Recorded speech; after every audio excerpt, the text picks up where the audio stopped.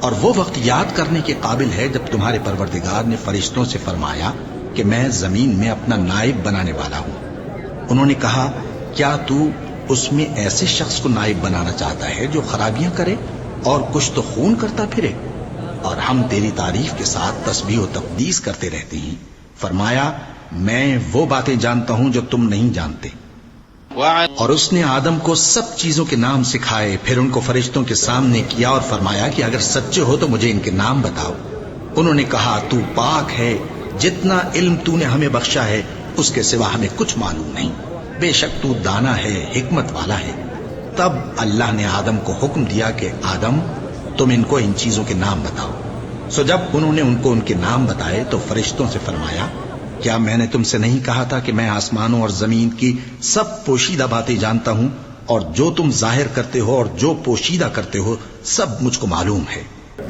اور جب ہم نے فرشتوں کو حکم دیا کہ آدم کے آگے سجدہ کرو تو وہ سب سجدے میں گر پڑے مگر شیطان نے انکار کیا اور غرور میں آ کر کافر بن گیا۔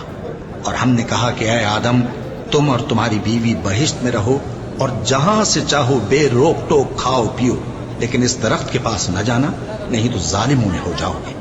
پھر شیطان نے دونوں کو اس درخت کے بارے میں پھسلا دیا اور جس عیش و نشاط میں تھے اس سے ان کو نکلوا دیا۔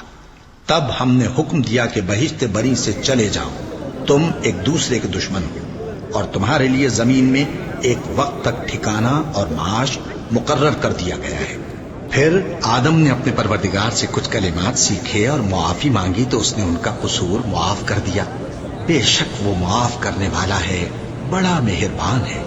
ہم نے فرمایا کہ تم سب یہاں سے اتر جاؤ، جب تمہارے پاس میری طرف سے ہدایت پہنچے تو اس کی پیروی کرنا کہ جنہوں نے میری ہدایت کی پیروی کی ان کو نہ کچھ خوف ہوگا اور نہ وہ غمناک ہوں گے، اور جنہوں نے اس کو قبول نہ کیا اور ہماری آیتوں کو جھٹلایا وہ دوزخ میں جانے والے ہیں اور وہ ہمیشہ اس میں رہیں گے۔ آل یعقوب میرے وہ احسان یاد کرو جو میں نے تم پر کیے تھے، اور اس اقرار کو پورا کرو جو تم نے مجھ سے کیا تھا۔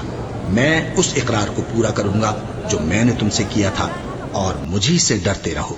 اور جو کتاب میں نے اپنے رسول محمد صلی اللہ علیہ وآلہ وسلم پر نازل کی ہے، جو تمہاری کتاب یعنی تورات کو سچا کہتی ہے، اس پر ایمان لاؤ اور اس سے منکر اول نہ بنو۔